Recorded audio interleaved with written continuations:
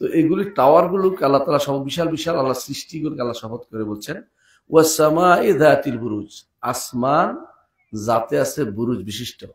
আমাদের সমাজে প্রচলিত আছে এগুলি হচ্ছে, অনেকেই অনুবাদ করে এগুলি হচ্ছে ওই যে কিছু মানুষ গণে, এই রাশি গণে, রাশি অমুক রাশি তমুক রাশি, এটা কিন্তু উদ্দেশ্য না।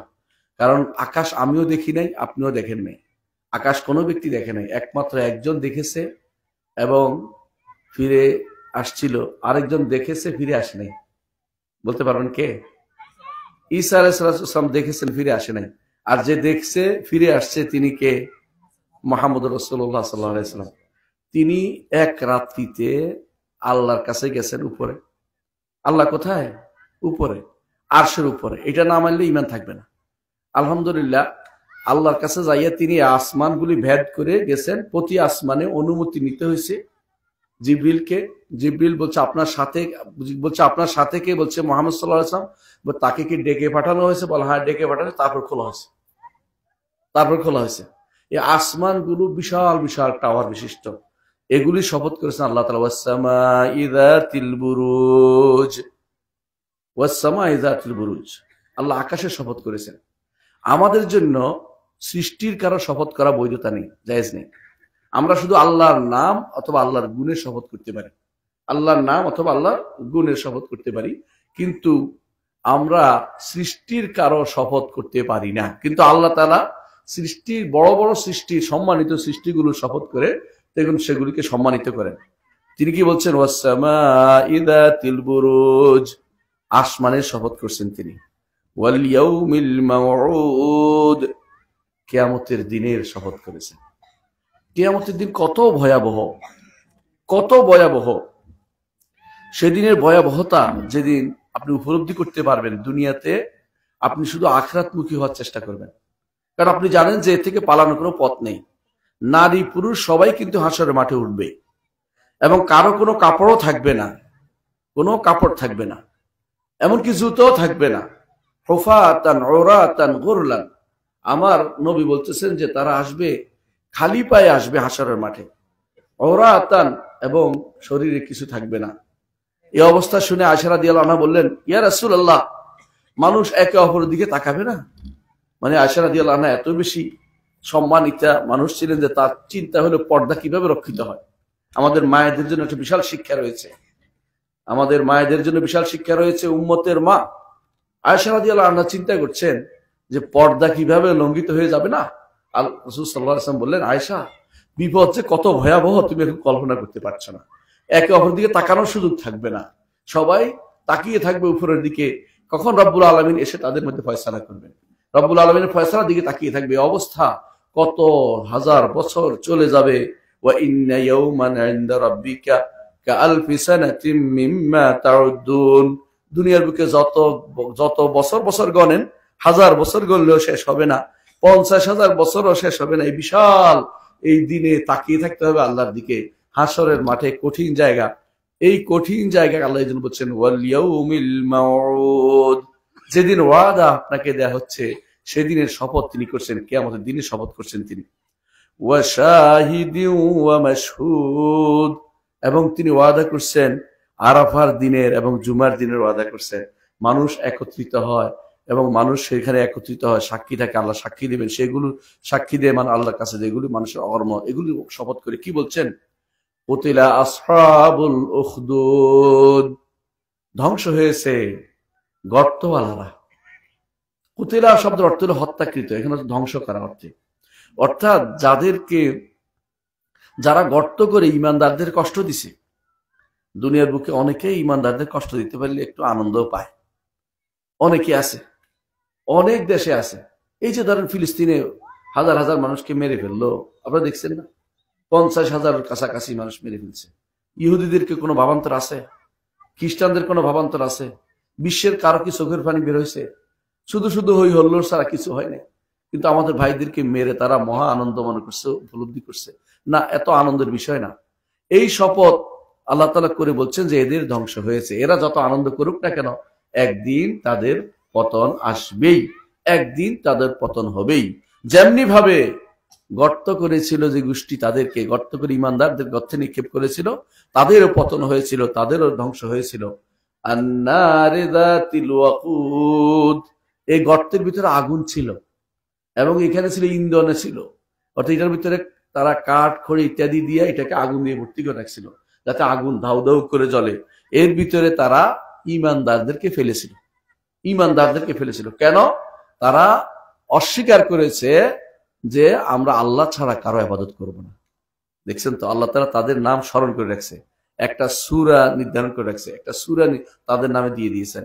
আল্লাহ তাআলা তাদের কথা স্মরণ করেছেন। আরে মরে গেলেই কি লাভ যদি আল্লাহর কাছে স্মরণীয় থাকি আপনি, আর বেঁচে থাকেই কি লাভ যদি আল্লাহর কাছে অপমানিত হই। দুনিয়াতে অনেক মানুষ আছে আল্লাহর কাছে তার মর্যাদা বলতে কিছু নাই, আর দুনিয়াতে অনেক মানুষ আছে দুনিয়াতে থেকেও মর্যাদা দিচ্ছে না, আখিরাতে আল্লাহর কাছে আর অনেক মর্যাদা রয়েছে। মুহাম্মদুর রাসূলুল্লাহ সাল্লাল্লাহু আলাইহি ওয়াসাল্লাম বলেছেন যে দুনিয়াতে অনেক মানুষ আছে যে তাকে কেউ সম্মান করে না, সুপারিশ করলে গ্রহণ করে না, বিয়ে শাদী করলে দিতে চায় না, কিন্তু আল্লাহর কাছে যদি সে কোনো কিছু চায় আল্লাহ কিন্তু তার আবদার ফেলে দেয় না। আল্লাহু আকবার। অর্থাৎ আল্লাহ তাআলার কাছে সে প্রিয়, দুনিয়ার মানুষের কাছে সে হয়তো অপ্রিয় হতে পারে, তাদের পছন্দ হয় না। দুনিয়ার মানুষ এখন পছন্দ করে কারে জানেন? গাড়িওয়ালা, বাড়িওয়ালা, জমিনওয়ালা, অথবা একটা রাষ্ট্রের বড় পদে আছে, অথবা অস্ত্রওয়ালা, বুঝছেন তো, উনি এসি ডিসি, ওই তথাকথিত পুলিশ অফিসার, এদেরকে মানুষরা অনেকেই পছন্দ করতেছে। কিন্তু যারা সত্যিকার ইমানদার, এই বুড়ো মানুষরা যারা আমার সামনে আছেন, এরা কিন্তু এগুলি পছন্দ করে না, ওরা ভালো করে দেখে আসছে জীবনটা। কালকে আমার সাথে একজন প্রফেসর মানুষ ছিলেন ইসলাম বিশ্ববিদ্যালয়, তিনি বলতেছেন আমার চাকরি হয়েছে, ওনার চাকরি হয়েছিল, উনি বলতেছেন যে আমার চাকরি হয়েছিল পুলিশে, বড় অফিসার হিসেবে চাকরি হয়েছে সরাসরি। আমার বাবা বাড়িতে আসছে, বলছে তুই এই চাকরি করা যাবে না, কারণ আমি পুলিশের পিতা হতে চাই না, আমি শিক্ষকের পিতা হতে চাই, এই চাকরি ছেড়ে দেয়, আল্লাহ তোরে ভালো ব্যবস্থা করে দিবে। চাকরি ছেড়ে দিয়েছি, কিছুদিনের মধ্যে আমার ইউনিভার্সিটি চাকরি হয়ে গেছে। আল্লাহ তাআলা কবুল করেছেন, কারণ ওরা চায় না, বাবারা বুঝে যে এর আয়ের মধ্যে সমস্যা আছে, এ 1 টাকা আয় করলে 10 টাকা অন্যখান থেকে সে বিভিন্ন ভাবে সেটা সংগ্রহ করে। যখন দেখে যে আয়ের হারাম উৎস বন্ধ হয়ে গেছে, তখন তারা বসে বসে মোবাইল টিপে, রাস্তার মধ্যে মারামারি হলে আর ধরে টরে না, দেখছেন না আপনার চোখের সামনে, কিছু করে না, বসে থেকে চুপ করে। কারণ হারাম আয় বন্ধ হইলে অনেকের কাছে আরাম লাগে না, বুঝছেন তো কথাটা? এই জন্য এরা হচ্ছে বেশিরভাগই অন্যায়কে অনেক সময় এরা প্রশ্রয় দিতে হয়, ইচ্ছা করে দেয়, কেউ অনিচ্ছাকৃত করে দেয়। এরকম অন্যায়কারীদের সংখ্যা আমাদের সমাজে আছে। সেই সময় বাদশা কি করছিল, এক জাদুকররে বলছিল, বাদশার দরবারে একটা জাদুকর ছিল, তো জাদুকর বলছে বাদশাকে যে একটা চৌকস ছেলে দেন, যাকে আমি জাদু শিখিয়ে দেব, আমার মৃত্যুর পরে সে আপনাকে জাদুকরি কাজ করবে। আগেকার দিনে কি করতো, ওরা জাদুকর পুষতো। কেন পুষতো বলেন তো? জাদু দিয়ে কিছু বলতো, গণক দিয়ে কিছু বলতো, কি বের হইলে কি হবে, কালকে কি হবে, এগুলি এখন পর্যন্ত গণকেরা কিন্তু রাজদরবারে জায়গা পায়, অগ্রিম তারা বলে যে এইটা হবে, এইটা হবে, ওই এটা ভয়ে আর কাজটা করে না। কিন্তু আসলে কোত্থেকে শুনে জানেন তো?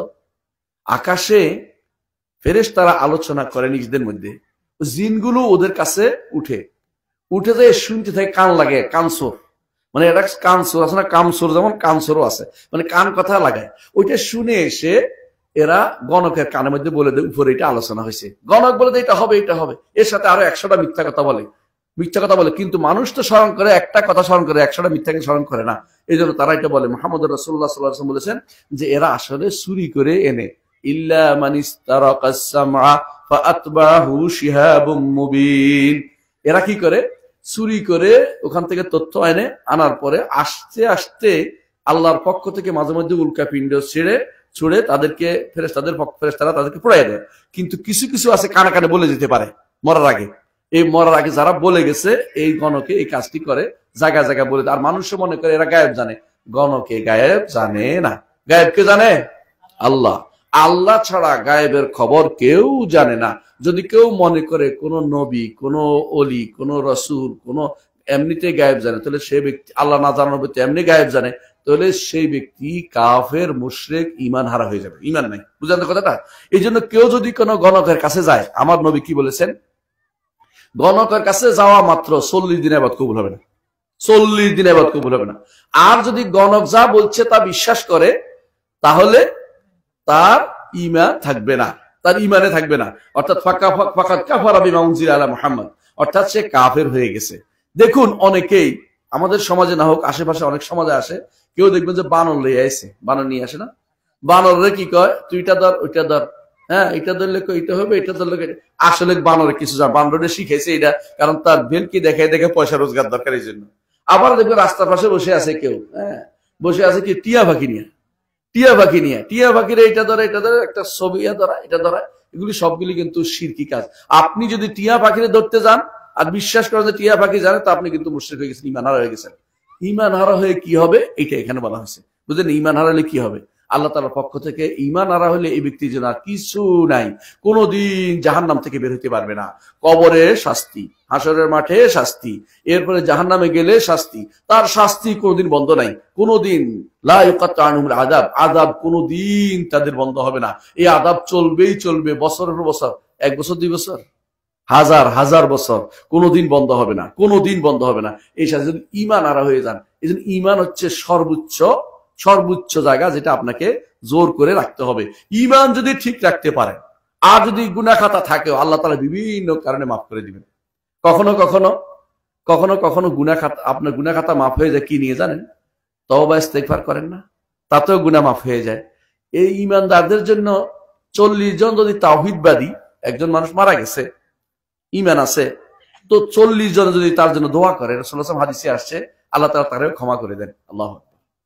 আপনি যখন ঈমান নিয়ে কবরে গেছেন, জানাজা পড়ার সময় প্রত্যেকে দোয়া করলো, আল্লাহুম্মা গফির লাহু ওয়ারহামহু ওয়াআফি ওয়াফু আনহু, এই যে দোয়াটা করে, এর অর্থ হলো ক্ষমা চাওয়া। রাসূলুল্লাহ সাল্লাল্লাহু আলাইহি ওয়াসাল্লাম বলছেন 40 জন যদি কোনো এরকম হয় যে যারা শিরিক করে না আল্লাহর সাথে, এরা এর জন্য দোয়া করছে, আল্লাহ তারে ক্ষমা করে দেয়, তাহলে ঈমানদার তো ক্ষমা পেয়ে গেল। কিন্তু ঈমান যার নাই, সে তো জানাজাও পায় না, তার জানাজাও জোর করে দিলেও কবুল হবে না, কাজ হবে না, জোর করে দিলেও কাজ হবে না। দেখুন মুহাম্মদ রাসূলুল্লাহ সাল্লাল্লাহু আলাইহি ওয়াসাল্লাম, তার চাচা তাকে এত ভালোবাসতেন, কে? আবু তালিব, কিন্তু জানাজা দিতে পারেন নাই, রাসূল।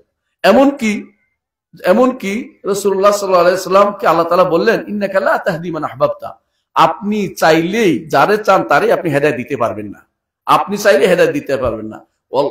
আল্লাহ তাআলা যাকে চান, আল্লাহ ইয়াহদি মান ইয়াশা, আল্লাহ যাকে চান তিনি তাকে হেদায়েত দিবেন। আপনার চাচা বলে তাকে হেদায়েত দিয়ে দিবেন আপনি, তা কিন্তু হবে না। বরং আল্লাহ তাআলা নিষেধ করেছেন তার নবীকে যে তার উপরে আপনি সালাত পড়তে পারবেন না, নিষেধ করে দিয়েছেন। এই জন্য তিনি পড়তে পারেন নাই, কারণ কাফের অবস্থায় তিনি মারা গেছেন। এই জন্য কাফের অবস্থায় মারা গেলে কারোর জন্য কোনো দোয়া কিছু করা যায় না।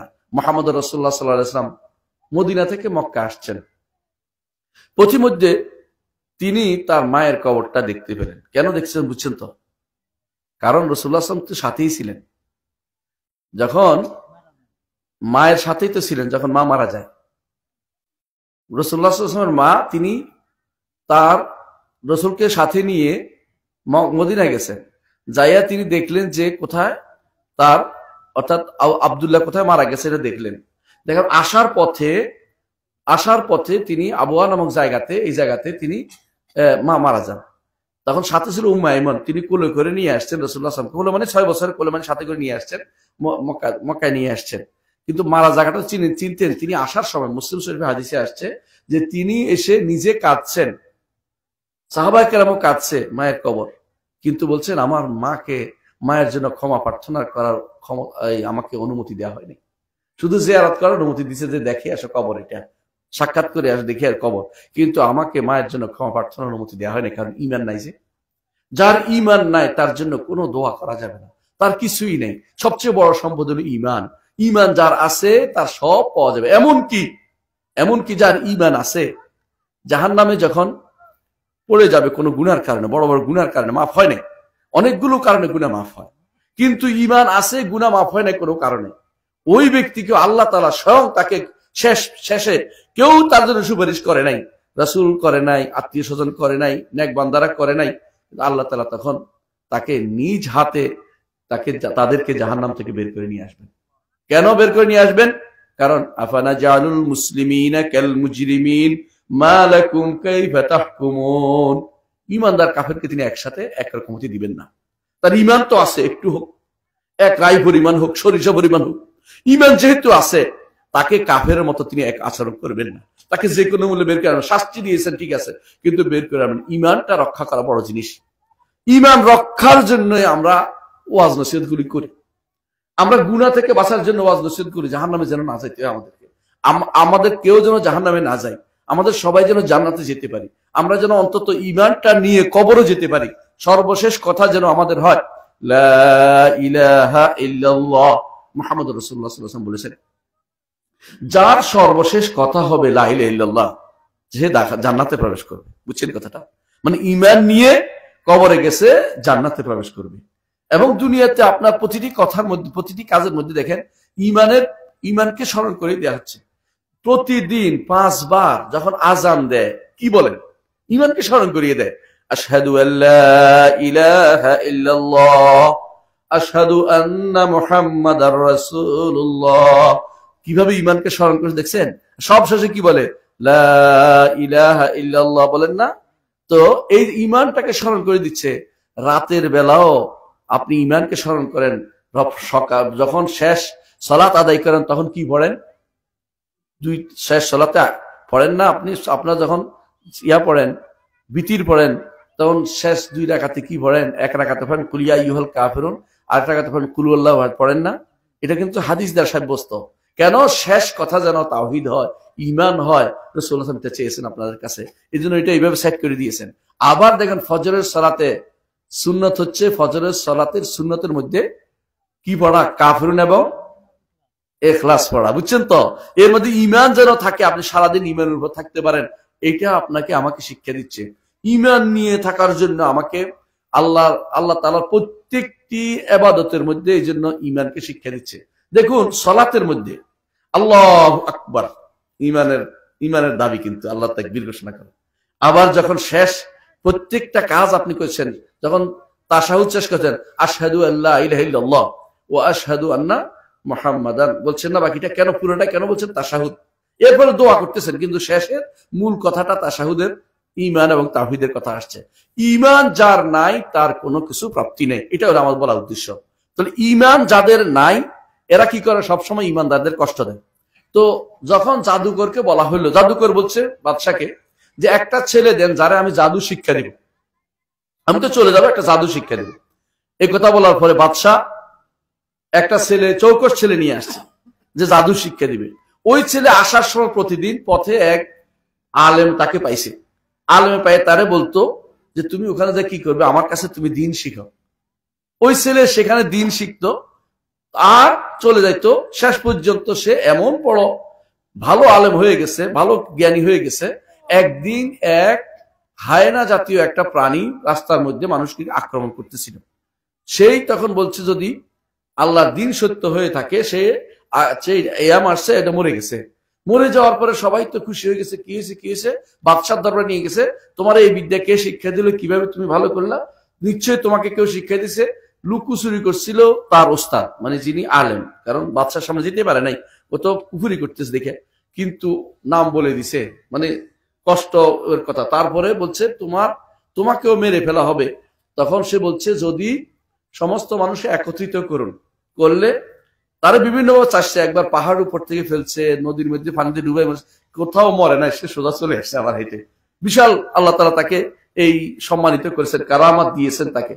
এরপর সে বলছে যদি আমাকে যদি মারতে হয় তাহলে সমস্ত মানুষ একত্রিত করুন, তারপরে বলবেন বিসমিল্লাহ রাব্বিল গোলাম, আল্লাহর নামে, এই গোলামের রবের নামে আমি তীর নিক্ষেপ করছি, এটা বললে আমি মারা যাব। এটা বলার পরে মরে গেছে। তো মরে গেছে, কিন্তু মানুষ যারা একত্রিত হয়েছে ওরা বলছে আমান্না বিরাব্বিল গোলাম, আমরা ঈমান আনলাম এই বালকের রবের উপরে, আমরা আল্লাহর উপরে ঈমান আনলাম। এই কথা শুনি তো বাদশার মাথা খারাপ হয়ে গেছে। কিরে এই কাজ করছে? তো কি করছে? পুরো পরীক্ষা গণন করছে, আগুনের বিশাল বিশাল আগুনের পরীক্ষা গণন করে এদেরকে আগুনের মধ্যে নিক্ষেপ করছে। ওরা একজনও বাদ যায় নাই, সবাই আগুনে পড়তে রাজি হয়েছে, জোর করে ফেলছে, কিন্তু ঈমান ত্যাগ করে নাই। আল্লাহ তাআলা এটা স্মরণীয় করে রেখেছে একটা সূরা দিয়ে। আল্লাহ তাআলা স্মরণ করেছে যে এরা ঈমান ত্যাগ করেনি। এমনকি এক মহিলা তার বাচ্চা নিয়ে টেনশনে আছে, পড়বে কি পড়বে না, কে বাঁচবে, কুফরি করলে বেঁচে যাবে, ঈমান আনলে তারা আগুন নিক্ষেপ করবে। বাচ্চা বলতেছে মা তুমি হকের উপর আছো, মা তুমি হকের উপর আসো, তুমি ভয় করবে না, তুমি ঈমান হারা হয়ে মরার চেয়ে তোমার আগুনে পড়া ভালো, আগুনে ফেলে দিয়েছে। এই কথা আল্লাহ তাআলা স্মরণ করে বললেন, ইদহুম আলাইহা কুউদ ওয়া হুম আলা মা ইয়াফআলুনা বিল মুমিনিনা শুহুদ। এরা বসে আছিল এই গর্তের প্রান্তে বসে দেখতেছে আগুনের, মানে তামাশা দেখতেছে, এরা তামাশা দেখতেছে যে ঈমানদারদেরকে কিভাবে কষ্ট দিচ্ছে, ওরা সাক্ষী হয়ে রয়েছে। ওয়ামা নাকামু মিনহুম, এরা কোনো কিছু করে নাই। ঈমানদাররা কাফেরের ক্ষেত চুরি করে নাই, দান চুরি করে নাই, পয়সা চুরি করে নাই, তাদের সম্পদ নিয়ে যায় নাই, দেশের বাইরে সম্পদ নিয়ে বিশাল বিশাল ভান্ডার বানায় নাই। ঈমানদাররা কিচ্ছু করে না, শুধুমাত্র ইল্লা আইয়ুমিনু বিল্লাহিল আজিজিল হামিদ, একমাত্র আল্লাহর উপর ঈমান এনেছে। দোষ একটাই, যে এমন এক আল্লাহর উপর ঈমান এনেছে যিনি আজিজ এবং হামিদ, যিনি প্রশংসিত এবং তিনি প্রবল পরাক্রান্ত, তার উপর ঈমান এনেছিল। আল্লাহ তাআলা তা কেন সাহায্য করলেন না? আল্লাহর ইচ্ছা যে এরা শহীদ হিসাবে যাবে, আর আল্লাহ তাআলার ইচ্ছা যে এদের কথা তিনি পরবর্তী কিতাবের মধ্যে, তার বাণীর মধ্যে লিখিত রাখবেন। এই জন্য তিনি তাদেরকে শহীদ হিসেবে দিয়ে আমাদের জন্য নমুনা দিয়েছেন, মরে গেলেও পুড়ে গেলেও শিরিক করা যাবে না, মরে গেলেও পুড়ে গেলেও ঈমান হারা হওয়া যাবে না। এই জন্য রাসূলুল্লাহ সাল্লাল্লাহু আলাইহি ওয়াসাল্লাম বলেছেন, লা তুশরিক বিল্লাহ, আল্লাহর সাথে শরিক করিও না। ওয়াইন কুতিলতা ও হুররিকতা, যদিও তোমাকে হত্যা করা হয়, যদিও তোমাকে আগুনে পোড়ানো হয়। আমার নবীর কথা, কারণ এখান থেকে শিক্ষা নেন যে পড়ে গেল, মরে যেতে পারি কিন্তু শিরিক করব না, মরে যেতে পারি কিন্তু ঈমান হারা হব না, কুফরি করব না, মরে যেতে পারি মুনাফিকি করব না, আল্লাহর দ্বীন যেটা নষ্ট হয় এটা আমার দ্বারা যেন না হয়, এমন কাজ কোনোদিন আমি করব না। প্রিয় ভাইয়েরা, ঈমান হারা হওয়ার অনেক সূরত এখন বেরিয়ে আসছে, নতুন নতুন সূরত। আমরা ভালো করে জানেন যে ইসলাম কমপ্লিট কোড অফ লাইফ, ইসলাম পরিপূর্ণ জীবন ব্যবস্থা। এখানে এক বিন্দু একটু এমন কিছু নাই যেখানে অন্য কিছু ঢুকাইতে পারে। একটা পূর্ণ বোতলের মধ্যে পানি আছে, এখানে আরেকটা ফোঁটা পানি দিলে কি হবে বলেন তো? ভিতর থেকে একটু পড়ে যাবে, তাই না? কারণ এখানে জায়গা হচ্ছে না। আপনি যখন, ইসলাম যেহেতু পরিপূর্ণ, আপনি যখন এই পরিপূর্ণ ইসলামের ভিতরে অন্য কিছু ঢুকাবেন, তখন কি হবে? ভিতর থেকে কিছু বাইরে পড়ে যাবে। ঈমানদার কখনো বাইরের কোনো কিছুকে ইসলামে ঢুকাইতে পারে না। ইসলাম পরিপূর্ণ। ইসলামে একসময় রাষ্ট্র চালাইছে না আমার নবী? চালাইছে কিনা? সাহাবায়ে কেরাম আবু বকর, ওমর, ওসমান, আলী রাষ্ট্র চালাইছে না? তো ওরা চালাইতে পারছে, এখন চলে না কেন? এখন কি চলতে পারবে না? পারবে, কিন্তু আমরা পছন্দ করে ফেলছি আব্রাহাম লিঙ্কনেরটা। আব্রাহাম লিঙ্কনেরটা আমাদের না লাগবে, আমাদের ইমানে আমাদের কাজ হবে না মনে করে বসে আছি। কেউ মনে করছে আব্রাহাম লিঙ্কন না, আমাকে রাশিয়ান বলশেভিকদের সোশ্যালিজম ঢুকাইতে হইব। কেউ মনে করছে না ইউরোপের সেকুলারিজম ঢুকাইতে হবে। কেউ মনে করছে না আমাদেরকে কাফেরদের জাতীয়তাবাদ ঢুকাইতে হবে। জাতীয়তাবাদ ছিল কার জানেন? জাতীয়তাবাদ ছিল হিটলারের। হিটলারের জাতীয়তাবাদ ঢুকাইতে হবে। এই চিন্তা আমরা 4 মূলনীতি সংবিধানে রেখে দিয়েছি। 4 মূলনীতি। আপনার কুফরি হওয়ার জন্য বেশি দূর যাওয়ার দরকার নাই। যে ব্যক্তি 4 মূলনীতি বিশ্বাস করবে তার কিন্তু ঈমান থাকবে না। বলে দিলাম আমি, কোন ব্যক্তি ঈমানদার আছে, এই যে আমার দোস্ত আছে আলেমে দ্বীন মদিনা ইউনিভার্সিটি মাদানী, জিজ্ঞাসা করেন যদি কেউ এগুলি কোনটা মনে করে যে আমাদের জন্য এগুলি আমাদের জন্য মুক্তির জন্য আসছে, তাহলে সে ব্যক্তি ঈমান থাকবে না। কারণ আমার মুক্তি, আমার নবী মুহাম্মদ রাসূলুল্লাহ সাল্লাল্লাহু আলাইহি ওয়াসাল্লাম যা বর্ণনা করেন সেটাই যথেষ্ট। যতদিন পর্যন্ত সাহাবায়ে কেরাম এগুলি জানতোই না, জানতো নাকি? এগুলি জানতো নাকি? ওনারা জান্নাতের সার্টিফিকেট পাইছেন না পান নাই? পাইছেন। তাহলে আপনি এগুলি কোত্থেকে নেবেন যে কারণে আপনি এগুলির জন্য পাগল হয়ে দৌড়াচ্ছেন এখন পর্যন্ত? এই জন্য ভাই দয়া করে, আরো বহু রকমের সুরত বের হয়েছে। এটা তো চিন্তা জগৎ নষ্ট করে দিয়েছে, আপনার ব্রেন নষ্ট করে দিয়েছে, আমলটাও নষ্ট করে দিয়েছে আপনাকে। আমাদের বিভিন্ন আশেপাশে, আপনাদের ভালো এলাকা, এই জন্য আশেপাশে অনেক জায়গা দেখবেন যে কবর পূজা, মাজার পূজা, মাছ পূজা, গাছ পূজা, এমনকি সিম্বল বুঝেন, সিম্বলিক পূজা হচ্ছে, মানে শয়তানের পূজা হচ্ছে, শয়তানের পূজা হচ্ছে। বিশ্বের অনেক দেশে এখন শয়তানের পূজা হচ্ছে। এমনকি পূজা কাকে বলে এটা জানেন? আপনি কইবেন যে আমার দেশে হয়। ইবাদত হচ্ছে যে জিনিসে পরিপূর্ণ ভালোবাসা এবং বিনয় একসাথে করে, সেটা ইবাদত হয়। আপনি কাকে বেশি ভালোবাসেন? আল্লাহকে। তো আল্লাহকে বেশি ভালোবাসতে হইব না? আল্লাহকে যদি ভালো না বাসেন তো আপনার ঈমান হইল না। তো আল্লাহর কাছে বেশি বিনয় প্রকাশ করতে হবে, তাই না? আপনি যদি কোনো দুনিয়া, কোনো টাকার জন্য, পয়সার জন্য অথবা কোনো কিছুর জন্য যদি কোনো আপনি বিনয় বেশি প্রকাশ করেন, আপনি কিন্তু ঈমানদার হইতে পারেন নাই। আপনার অবশ্যই বেশি ভালোবাসা আল্লাহর জন্য থাকবে। ওয়াল্লাযীনা আমানু আশাদ্দু হুব্বান লিল্লাহ, যারা ঈমান এনেছে তারা আল্লাহকে বেশি ভালোবাসে। আল্লাহর ভালোবাসার প্রমাণ হবে কোনটাতে জানেন? দুনিয়া যখন আসবে আর আখিরাতের কথা যখন আসবে, আপনি কোনটাকে প্রাধান্য দিচ্ছেন প্রমাণিত হয়ে যাবে। যদি অন্তরে অপরাধ বোধ থাকে যে দুনিয়ায় নিছি চুরি না করলে হইতো, টাকাটা না নিলে হইতো, হ্যাঁ, এই অন্যায়টা না করলে হইতো, তোর অপরাধ বোধ আছে, গুনাহ আছে, কিন্তু চুরি অন্যায় করতেছেন। আর যদি মনে করেন যে কিসের আখিরাত, দুনিয়ায় তো আমার সব, হ্যাঁ, দুনিয়া কা মজা লেলো, হ্যাঁ, দুনিয়া তোমারই হায়, এই কথা বললে কিন্তু ইমানটা আর নাই, ইমানটা চলে যেতে হয়, বুঝছেন তো? ইমান কিন্তু এমনি চলে যাবে। কারণ অর্থ হলো আপনি আপনার আল্লাহ সম্পর্কে ব্যাপার আল্লাহর কাছে আল্লাহর সন্তুষ্টির তোয়াক্কাই আপনি করেন না। যে কেউ আল্লাহ থেকে বিমুখ হয়ে যায়, যে কেউ এরাজান দিন আল্লাহর দিন থেকে বিমুখ হয়ে যায়, সে ব্যক্তি কিন্তু কাফের হয়ে যায়। আল্লাহর দিন থেকে বিমুখ হওয়া বুঝেন? আল্লাহ দিন পড়াবো না, পড়তে দিব না, দিনকে উঠতে দিব না, মাদ্রাসাগুলি ঠিক রাখবো না, মাদ্রাসাগুলির বিরুদ্ধে লাগবো, এখানে হুজুরের বদনামি করবো, ওখানে এলমে দ্বীনের বদনামি করবো, এখানে আল্লাহর কোরআনের বিরুদ্ধে কথা বলবো, ওখানে হাদিসের বিরুদ্ধে কথা বললে কিছু কইব না, বরং লোক লাগায় রাখবো, পয়সা দিব ওদেরকে, লাগা তোরা কথা বলতে থাক। এই জাতীয় যারা চরিত্র, তারা মুনাফিক এবং তারা ঈমান হারা মানুষ। মনে রাখবেন, তো ঈমান হারা হওয়ার বহুত কিছু এখন এলিমেন্টস তৈরি হয়ে গেছে। আগেকার দিনের সাহাবায়ে কেরাম হিজরত করছে কাফেরের দেশ থেকে ঈমানদারের দেশে হিজরত করেছে, তাই না? কতগুলি টাকা নিয়ে গেছে সাথে করে? 1 টাকাও নিতে পারে নাই, 1 টাকাও নিতে পারে নাই। আপনারা ভালো করে জানেন সুহাইব আর-রুমি, তিনি মক্কাতে বহুত পয়সাওয়ালা হয়ে গিয়েছিলেন, এত পয়সাওয়ালা হয়ে গিয়েছিলেন যে তিনি সকালে একটা জামা পড়তেন, বিকেলে একটা জামা পড়তেন। এখনো এটা সম্ভব, অনেক কিছু, তখনকার দিনটা অসম্ভব জিনিস ছিল, বিশাল ব্যাপার ছিল, এরকম পয়সাওয়ালা হয়ে গিয়েছিলেন। কিন্তু যখন ঈমান আনছে, ঈমান আনার পরে তারা বলল, তুমি মক্কাতে আসছিলা খালি হাতে, রুমি, তিনি রুম মানে ইউরোপিয়ান, মক্কাতে আসছিলা খালি হাতে, এখানে তোমাদেরকে বিয়ে দিয়েছি, পয়সাওয়ালা হয়েছে, তুমি যে ঈমান আনছো তোমার কিন্তু টাকা দিতে দেওয়া হবে না, এই টাকা তোমাকে নিতে দেওয়া হবে না। বলছে টাকা নিয়ে নাও। ঈমানের জন্য টাকা সব ছেড়ে দিছে, সব পয়সা ছেড়ে দিছে ঈমানের জন্য। তারপর তাকে বলা হয়েছে আমাদের মেয়ে তোমার সাথে যাবে না। বলছে মেয়ে রেখে দেন, আর কি করো, রেখে দিচ্ছে মেয়েকে। বলছে আমার তোমার গায়ে কাপড় নিতে পারবে না, তো কাপড়ও খুলে নিয়ে জোর করে নিয়ে নিছে। একজন থেকে হাওলাত করে একটু কাপড় দিয়ে কোন রকম লজ্জাস্থান ঢেকে মদিনা এসে পৌঁছছে। রাসূলুল্লাহ সাল্লাল্লাহু আলাইহি ওয়াসাল্লাম বললেন, রাবিহা সুহাইব, সুহাইব লাভবান হয়েছে, লাভবান হয়েছে। কি দিয়ে লাভবান হয়েছে বলেন তো? ঈমান, ঈমান দিয়ে লাভবান হয়েছে। সব হারাইছে, কোনো কিছু হারায় নাই। ঈমান হারাইলে সব হারা হয়ে যায়, ঈমান হারাইলে সব হারানো হয়ে যায়। আর যদি কোনো অন্য সব কিছু হারিয়ে যায়, কিছুই হারায় নাই, কিছুই হারায় নাই। ঈমানের এত মূল্য আপনি কি চিন্তা করতে পেরেছেন? ঈমানের কত মূল্য! ঈমান অর্থ হচ্ছে গেছে, রাসূল বলছেন রাবিহা সুহাইব, সুহাইব লাভবান হয়েছে, কোনো সমস্যা নাই, কোনো সমস্যা নাই। মক্কাতে ঈমানের কারণে আম্মার ইবনে ইয়াসের পরিবার, ইয়াসের পরিবার, সবার উপর জুলুম চলছে। রাসূল যে বলতেন, রাসূল যে কিছু করতে পারতেন না, ক্ষমতা ছিল না, তিনি ক্ষমতার মধ্যে ছিলেন না, কিন্তু বলতেন সবরান আহলা ইয়াসের ফাইন্না মাউইদাকুমুল জান্নাহ, হে ইয়াসের পরিবারের লোকেরা সবর করো, তোমাদের ওয়াদা হচ্ছে জান্নাতের ওয়াদা, জান্নাতের ওয়াদা।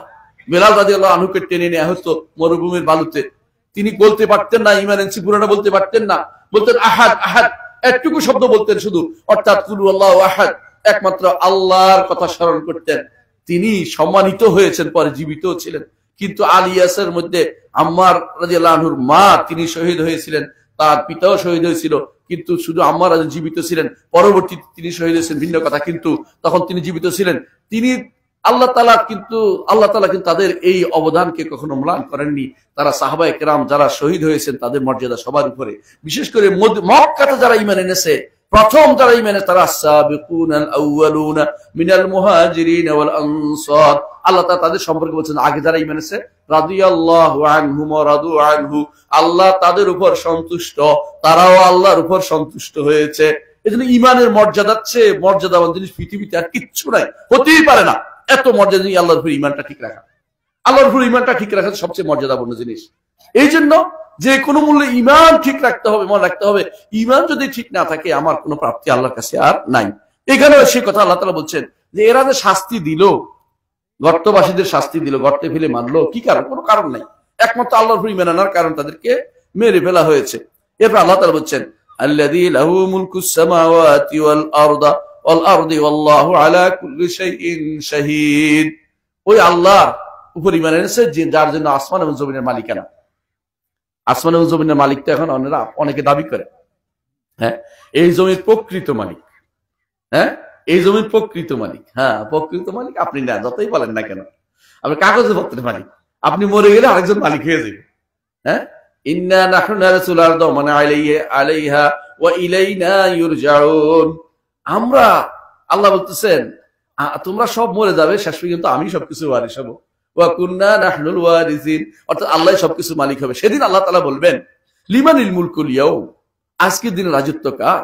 কেউ জবাব দিবে না, একমাত্র আল্লাহ তাআলাই বলবেন যে লিল্লাহিল ওয়াহিদিল কাহ্হার। সেদিন আল্লাহ তাআলাই শুধুমাত্র এই সবকিছুর মালিকানাতেই দাবি করতে পারবেন। ওই সময় আমরা কোথায় থাকবো বলেন?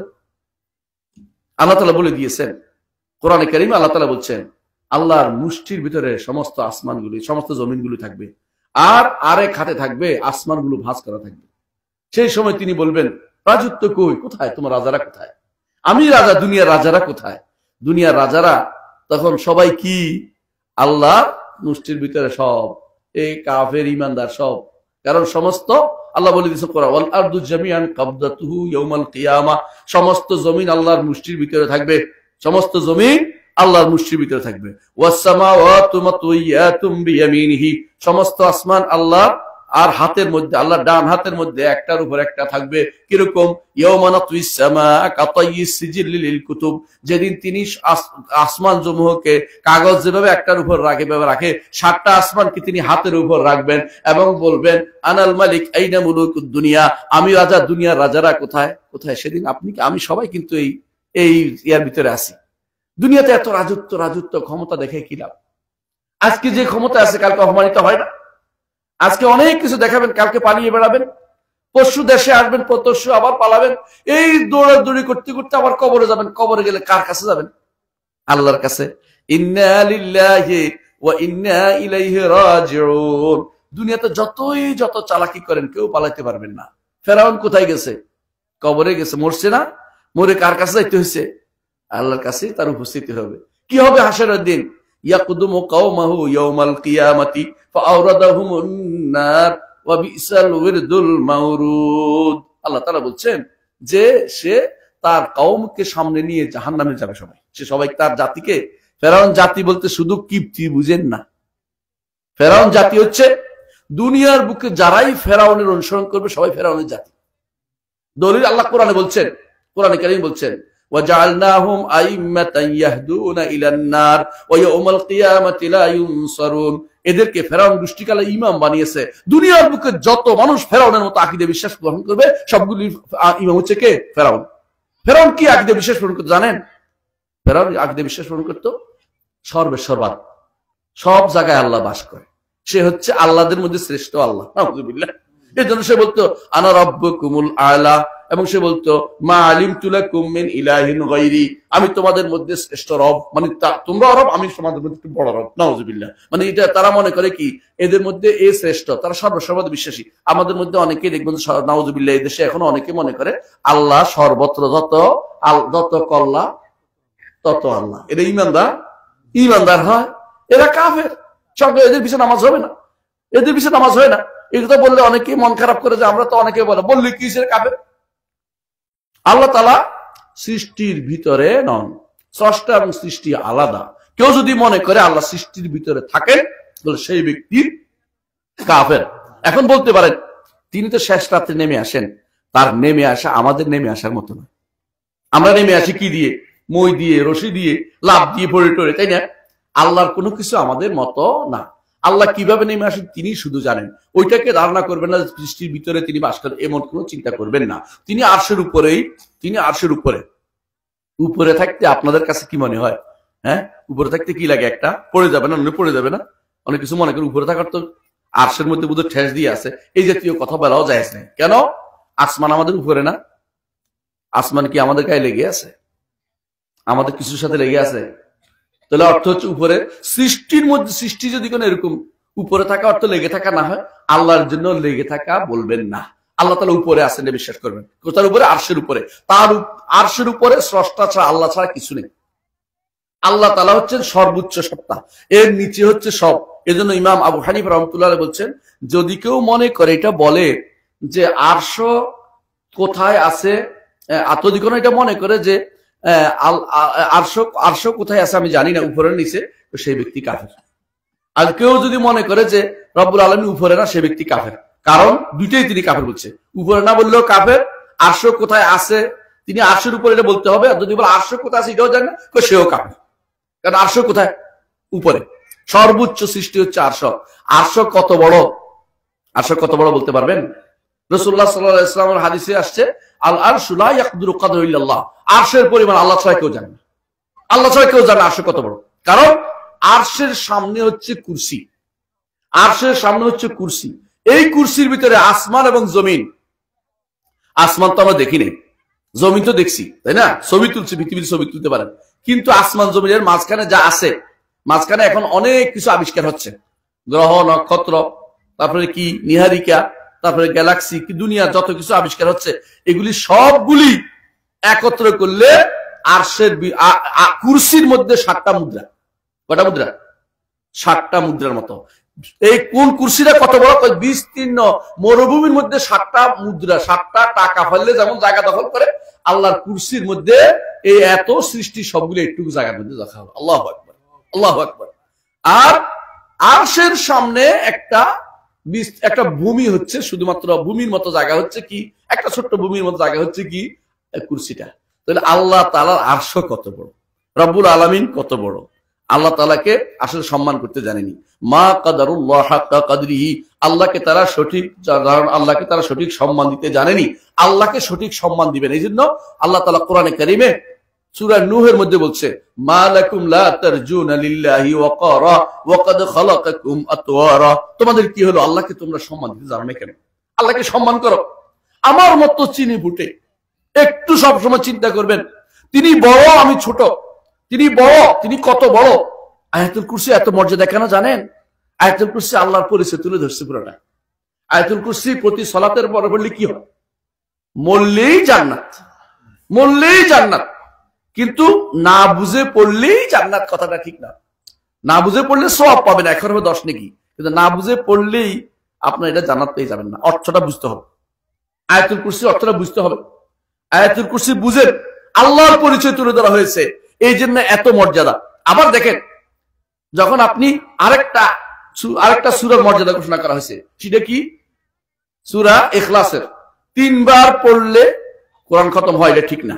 কিন্তু আয়াতুল কুরসি 3 বার পড়লে কোরআন খতম, এটা করবেন না, এটা কোনো হাদিসে নেই। হাদিসে আসছে যে সূরা ইখলাস হচ্ছে অর্থাৎ যেটা কুল হুয়াল্লাহু আহাদ, এটা হচ্ছে কোরআনের 3 ভাগের 1 ভাগ। কেন বলছে বলতে পারবেন? কারণ কোরআনে কারীমে 3 ধরনের জিনিস আসছে। তাওহীদের কথা আসছে, রিসালাতের কথা আসছে, বুঝছেন? তাওহীদের কথা আসছে, আর রাসূল আমাদের শরীয়তের কথা আসছে, এবং যারা রিসালাত মানেনি তাদের ঘটনা উল্লেখ করা হয়েছে। 3টার বাইরে কিছু নেই, বুঝছেন তো? আখিরাতের কথা আর কি, এই 3টা কথা উল্লেখ হয়েছে। তো যদি 3 ভাগ হলে 1 ভাগ হলো তাওহীদ, আর সূরা ইখলাস হচ্ছে তাওহীদ। সুতরাং 3 ভাগের 1 ভাগ। তাই বলে 3 বার পড়লে সূরা কোরআন শরীফ খতম দেওয়া সওয়াব পাওয়া যায়, ঠিক না। এই জাতীয় কথাবার্তা বলা যাবে না, এগুলো বানানোর কথা। এগুলো হুজুরা বসে বসে বানায় কি জন্য? সংক্ষিপ্ত, কিছু টাকা খাওয়ার বুদ্ধি করতেছে, এটা চলবে না। 3 বার পড়লে কোরআন খতম হয় না, কিন্তু 3 ভাগের 1 ভাগ এই হিসাবে যে তাওহীদের কথাটা সূরা ইখলাসের মধ্যে পরিপূর্ণভাবে আছে। এই জন্য কারো অন্তরে সন্দেহ হলে, মাঝে মধ্যে সন্দেহ, বুঝছেননি, অন্তর মাঝে মধ্যে শয়তান এসে কি বলে? শয়তান এসে বলে, আল্লাহ যদি সব সৃষ্টি করে থাকে, তাহলে আল্লাহর সৃষ্টি করছে কে?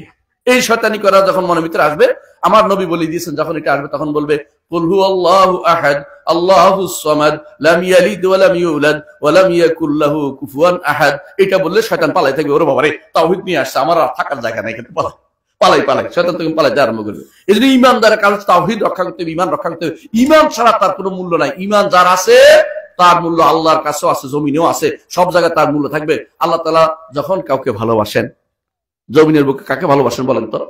ইমানদারকে ভালোবাসেন। ইমানদার ছাড়া কাউকে আল্লাহ ভালোবাসেন না। ইমানদারকে যখন ভালোবাসেন, প্রকৃত ইমানদার, আল্লাহ তাআলা তখন জিবরিলকে ডেকে বলেন, আলা ইন্নী আহবাবতু ফুলানান ফাহিব্বা, জেনে রাখো আমি অমুককে ভালোবাসি, তুমিও তাকে ভালোবাসো। জিবরিলের ভালোবাসা পেতে চান? আল্লাহর ভালোবাসা পেতে চাই? আল্লাহর ভালোবাসা পাওয়াটা বড় কথা, মনে রাখবেন।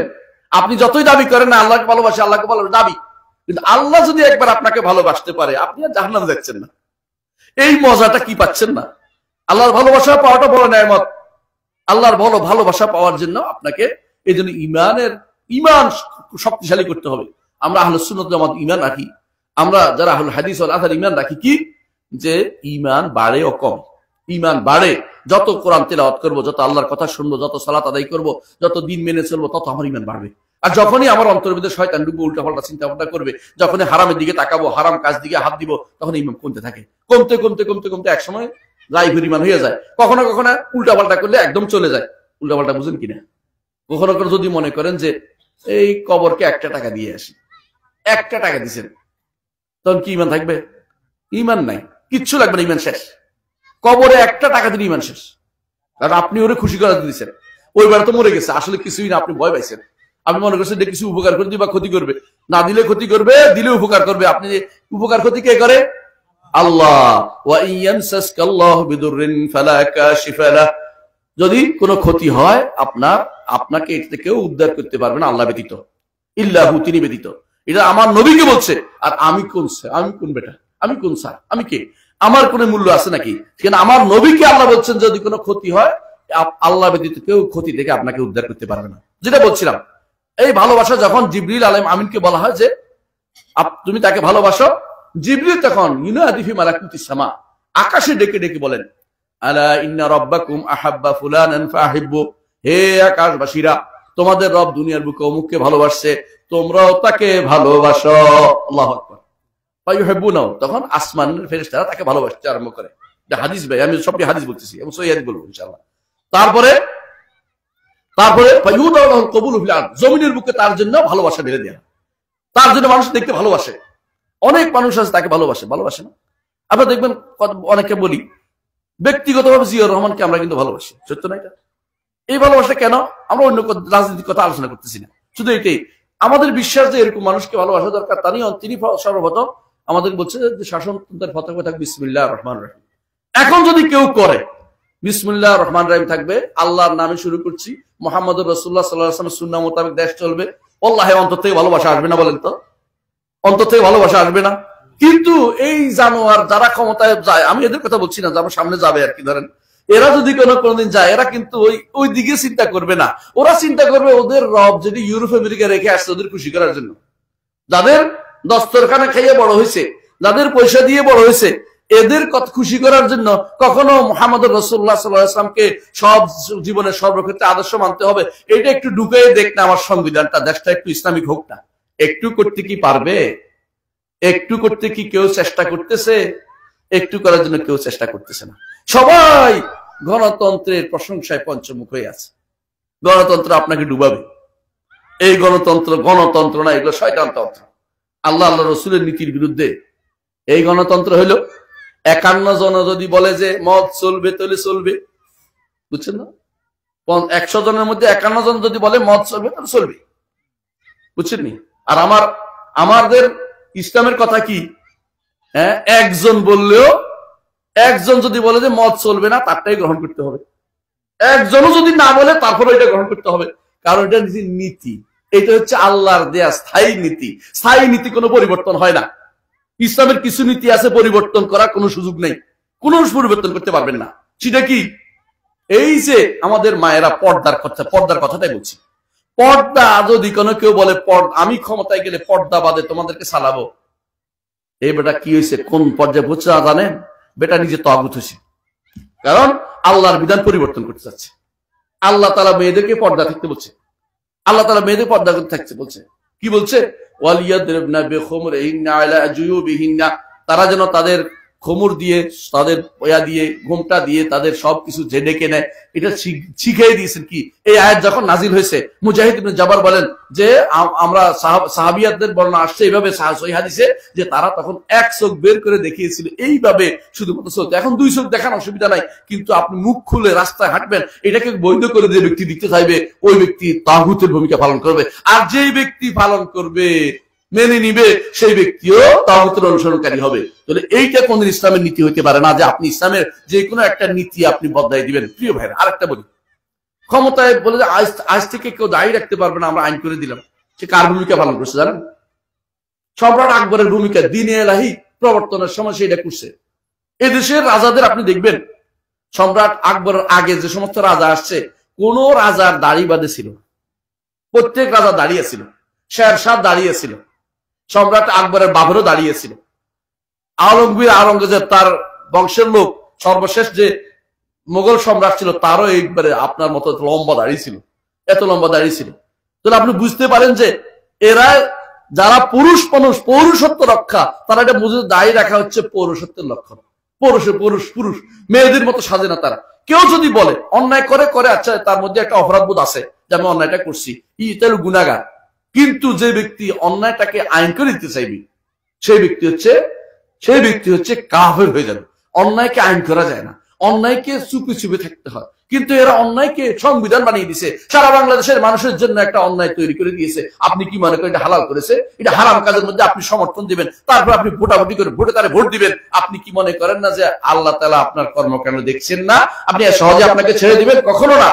এই জন্য আল্লাহ তাআলা কোরআনে কারিমে কি বলছে শুনেন, ইন্নাল্লাযীনা ফাতানুল মুমিনিনা ওয়াল মুমিনাতি সুম্মা লাম ইয়াতুবু ফালাহুম আযাবু জাহান্নাম ওয়া লাহুম আযাবুল হারিক। যারা ইমানদার নারী পুরুষদেরকে কষ্ট দিবে, ফিতনায় ফেলবে, বিপদে ফেলবে, সমস্যা করবে, বিভিন্ন রকমের বিভিন্ন সমস্যা, বুঝেন কিনা? অনেক জায়গায় আছে কোন মেয়ে পরীক্ষা দিতে গেছে, মুখ খোলা স্কার্ট। অনেক জায়গায় আছে কোন মেয়ে পড়তে গেছে, কেন সে পর্দা করে তার বিরুদ্ধে ওই টিচারে লেগে গেছে, তুমি মুখ রাখা খোলো না কেন, মানে তারে জোর করে মুখ খোলা ছাড়বে।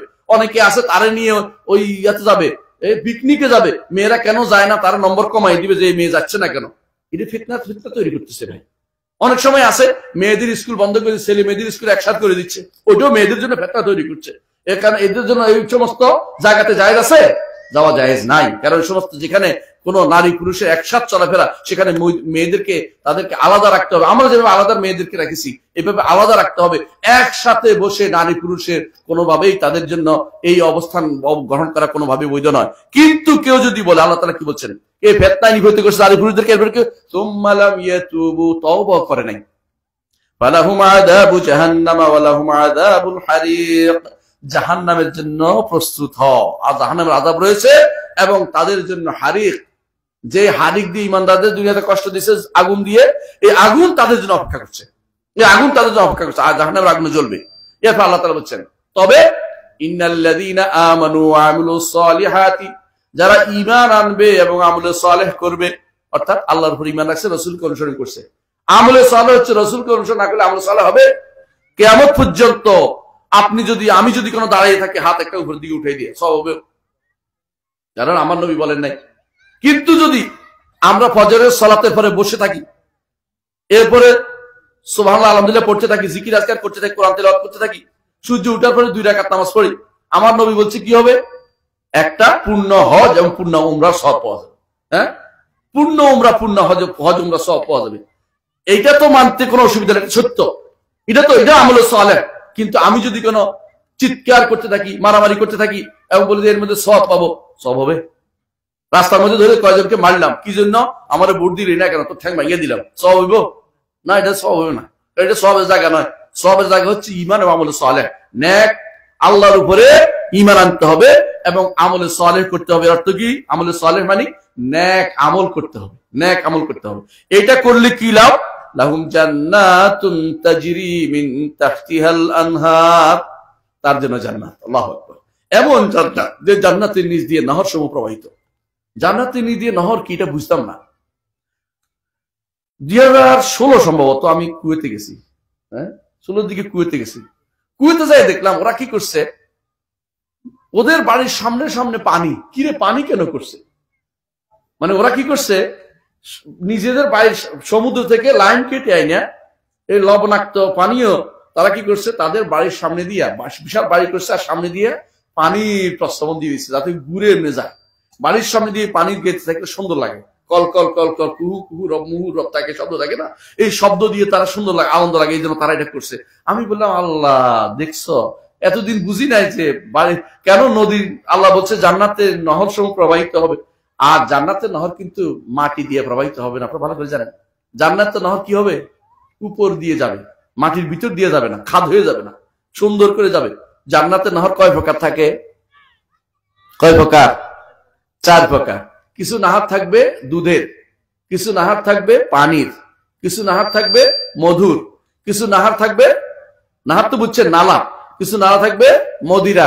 যেই মদিরাতে কোনো মানুষ বেহোশ হবে না, মানুষ পাগলামি করবে না, মানুষের মাতলামি আসবে না, এমন মদের সেখানে খাওয়ানো হবে। তবে দুনিয়াতে যে খাবে আখিরাতে সে পাবে না। বুঝছেন তো? একটু সবর করতে হবে, নফসকে একটু জোর করে আটকে রাখেন না যে মরলেই পাবো, মরলেই পাবো। একটু অপেক্ষা করি, একটু অপেক্ষা করি। এই নফসকে যে ব্যক্তি সবর করতে পেরেছে, দুনিয়ার অন্যায় থেকে আলাদা করতে পেরেছে, দুনিয়াতে শিরিক কুফরের ভিতরে নিজেকে ঢুকায় নাই, সেই ব্যক্তি কিন্তু মরার পরেই কি পাবে? ওই নিয়ামত গুলি সে পাওয়া শুরু হয়ে যাবে। কারণ কবরের মধ্যে কিন্তু রাসূলুল্লাহ সাল্লাল্লাহু আলাইহি ওয়াসাল্লাম বলেছেন যে কবরের মধ্যে জান্নাত থেকে তার জন্য ব্যবস্থাপনা করে দেওয়া হবে এবং তার জন্য জান্নাতের নিয়ামতের ব্যবস্থাপনা করে। আর তার ইমানদারের রূহ কোথায় থাকবে জানেন? কোথায় থাকবে? জান্নাত থাকবে, জান্নাতে থাকবে।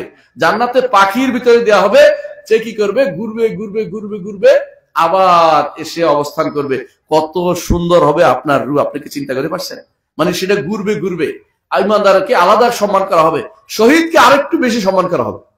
আল্লাহ রাস্তায় যারা শহীদ হবে, তবে আল্লাহ রাস্তার শহীদ কিন্তু মারামারির শহীদ না, যারা কাফেরদের সাথে সত্যিকারের যুদ্ধে, সত্যিকারের যুদ্ধ মানে আল্লাহর দিনকে বুলন্দ করার জন্য, অন্য কোনো উদ্দেশ্য নাই, ক্ষমতা বা অন্য না। আল্লাহর দিন কেমনে বুলন্দ হবে চিন্তা শুরু, শুধু দুনিয়ার ক্ষমতার উদ্দেশ্য না, আল্লাহর দিনকে উপরে উঠানোর জন্য। এটা ক্ষমতা হইলে উঠতে পারে, সমস্যা নাই, কিন্তু দিনটা যেন দিন উদ্দেশ্য থাকে যে আল্লাহর দিনকে বড় করবো। এটার জন্য যদি কেউ মারা যায় তাকে কোথায় রাখবে? হাদিস আছে, রাসূলুল্লাহ সাল্লাল্লাহু আলাইহি ওয়াসাল্লাম বলেছেন যে আরশের নিচে, আরশের নিচে কি আছে? ঝাড়বাতি আছে। ওই ঝাড়বাতি গুলোতে সবুজ পাখির ভিতরে তাদের রুটা দেওয়া হবে, এরা ঘুরতে থাকবে ঘুরতে থাকবে ঘুরতে থাকবে জান্নাতের ভিতরে, যেখানে ইচ্ছা তাসসারু হাইসু তাশা হাইসু ইয়াশা, যেখানে ইচ্ছে এরা ঘুরে আসে। তারপরে কোথায় থাকবে? এই ঝাড়বাতি গুলোতে আবার আশ্রয় নিবে। কত বড় ঝাড়বাতি! আপনার তো আমার মনে হয় ঝাড়বাতি কত বড়, এখনো কল্পনায় আসবে না। কারণ জান্নাতে যা আছে, মা লা আইনুন রাআত ওয়ালা উযুনুন সামিআত ওয়ালা খাতারা আলা কলবি বাশার। জান্নাতে যা আছে সেটা দুনিয়ার বুকে মানুষ কোনো কল্পনা করতে পারে না। দুনিয়ার বুকে আপনার কত সমস্যা থাকতে পারে, আছে না?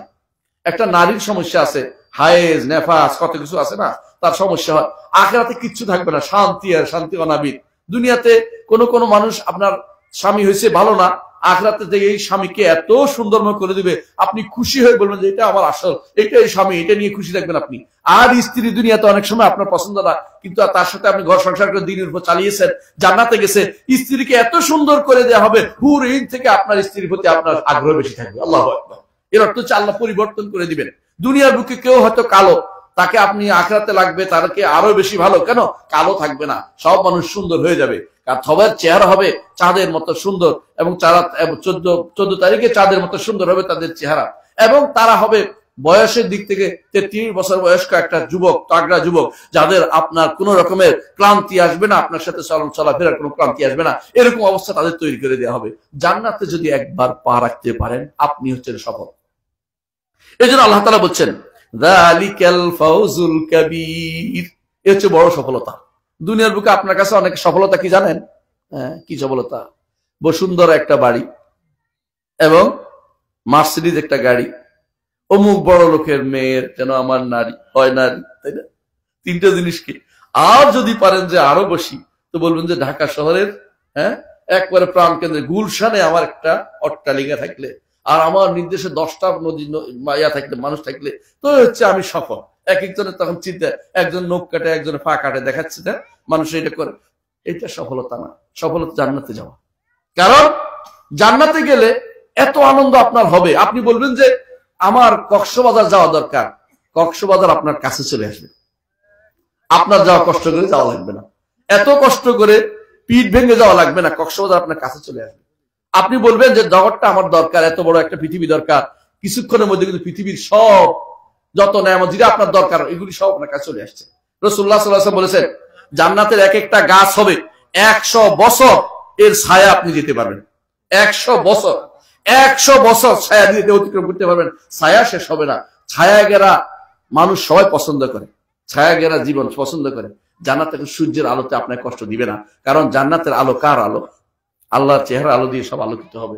জান্নাতে কোনো ও আশরাকাতিল আরদু বিনূরি রাব্বিহা, আমার রবের আলো দিয়ে সবকিছু আলোকিত হয়ে যাবে, তার চেহারা আলো দিয়ে। বর্তমানে আমরা সহ্য করতে পারছি না, তখন সহ্য করার মতো আমাদের সে ব্যবস্থা হবে। হাসরের দিন যখন জান্নাতে যাবেন, আপনাদেরকে জান্নাতে দেওয়ার পরে বলা হবে যে তোমাদেরকে আর কি কিছু বাড়তি আর দেওয়া লাগবে কিনা। তখন আমরা বলবো যে আর আমাদের সবই দিয়েছেন, এই জান্নাত দিয়েছেন। এক একজনের জান্নাত হবে পৃথিবীর মধ্যে 10টা, পৃথিবীর মতো 10টা। আপনি কই যাবেন, কোন দিকে যাবেন? এখন যার জমির জন্য যে কিলাকিলি করতেছেন, তখন কিলাকিলি করা লাগবে না, আপনার কোনো কিছু করা লাগবে না। কারণ আপনি তখন বলবেন যে আমি রাজা। জান্নাতে এক একজন সবাই রাজা। দুনিয়াতে যে আপনার রাজত্ব নিয়ে কিলাকিলি করতেছেন, কে কোনটা নেবেন ভাগাভাগি সব চলতেছে। জান্নাতে গেলে আপনার রাজত্ব এত বড় রাজত্ব হবে, আপনার স্ত্রী হবে রাজরানী, আপনি হবেন রাজা। এই শান্তির আলোয় কে না যেতে চাইবে? সবাই যদি যেতে চায়, তাহলে সেই জায়গা আপনার আনন্দের জায়গা। আর কি হবে? আপনি মনে করবেন যে আপনার বন্ধুদের সাথে একটু ঘুরতে বেরোবেন। আল্লাহ এটাও ব্যবস্থা করেছেন। ইখওয়ানান আলা সুরুরিন মুতাকাবিলিন, ভাই ভাই হিসাবে খাটের উপর বসে গল্প করতেও সুযোগ দেওয়া হবে। আল্লাহ আকবার।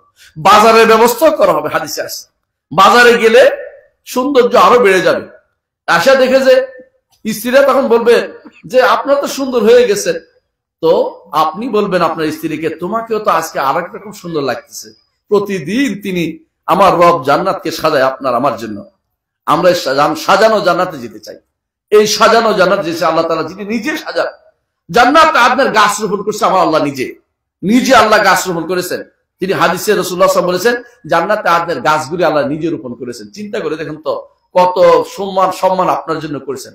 এবং কি দেখেন হাদিসে আছে রাসূলুল্লাহ সাল্লাল্লাহু আলাইহি ওয়াসাল্লাম বলেছেন যে ব্যক্তি সামনে রোজা আসতেছে, সওম আসতেছে, সওম রাখার পরে আল্লাহ তাআলা বলবেন যে অচিরেই আমার বান্দারা আসতেছে, তাদের জন্য আমি তোমাকে সাজা রাইয়ানকে তিনি স্পেশালি সাজাবেন। কারণ আপনি সওম পালন করে যাচ্ছেন, ক্ষুদ্র পেশা নিয়ে বিশেষ ব্যবস্থাপনা আপনার জন্য থাকবে, স্পেশাল জান্নাত আপনার সওমের কারণে থাকবে। তো আল্লাহ তাআলা আপনার জন্য শুধু দিতে রাখছেন, আপনি একটু সবর করে ঈমানের উপর যদি থাকতে পারেন আপনার জন্য সব থাকবে। আর যদি ঈমানের উপর না থাকতে পারেন আপনার জন্য কিছুই থাকবে না। এই জন্য আল্লাহ তাআলা বলছেন যালিকাল ফাউজুল কাবীর, বড় সফলতা হচ্ছে জান্নাতে পা দেয়া। জান্নাতের নহরের মধ্যে আপনি শুধুমাত্র অর্ডার দিবেন, চলবে। ইউফাজ্জিরুনাহা তাফজিরা, যেভাবে ইচ্ছা সেভাবে এটাকে ঘুরাইতে পারবেন। এই আগুন, এই পানি, এই দিক দিয়ে যাও, এই দিক দিয়ে গেছে। এই আমার ওই মেহমানের কাজ দিয়ে যাও, মেহমানের কাজ দিয়ে চলে গেছে। আরে কত আনন্দ! হাঁটতে হবে না, চলতে হবে না। ওই যে ভালো ফলটা দেখা যাচ্ছে, ওইটা খাইতে চাই, ওইটা আপনার মুখের কাছে চলে আসছে। ওরে ভাই, এই আনন্দ কি আপনি নিতে চান না? এই আনন্দ চাই না? এই আনন্দ চাইলে জান্নাতে যেতে হবে, ঈমান ঠিক রাখতে হবে। কি রাখতে হবে? ঈমান ঠিক রাখতে হবে। আল্লাহ তাআলা বলছেন তারপরে ঈমান যদি না রাখেন কি হবে? ইন্না বাতশা রাব্বিকা লাশাদীদ, ইন্না বাতশা রাব্বিকা লাশাদীদ, আমার রবের পাকড়াও কিন্তু অত্যন্ত ভয়াবহ। যারা তিনি পাকড়াও করেন তারে কিন্তু ছাড়েন না, একেবারে শেষ করেন, ঢিল দেন তিনি, কিন্তু একেবারে ছেড়ে দেন না, ছাড় দেন, ছেড়ে দেন না। যিনি ফেরাউনকে অনেক বছর ছাড় দিয়েছেন, তবে ছেড়ে দেন নাই। যখন পাকড়াও করেছেন, ইন্না আখযাহু আলীমুন শাদীদ, তার পাকড়াও হচ্ছে অত্যন্ত কষ্টকর, অত্যন্ত ব্যথাদায়ক। তার পাকড়াও একবার হতে পারলে ভাই দুনিয়ার বাইরে চলে যাওয়া ছাড়া পথ নাই, মানে শেষ হয়ে যাবেন আপনি। ইন্না বাতশা রাব্বিকা লাশাদীদ, এই জগতে যতজন লাফালাফি করছে সবাই শেষ পরিণতি কিন্তু ভালো হয় নাই রে ভাই। কারো কারো কবরটা কোথায় খুঁজে পাওয়া যায় নাই, কবরটাও খুঁজে পাওয়া যায় নাই।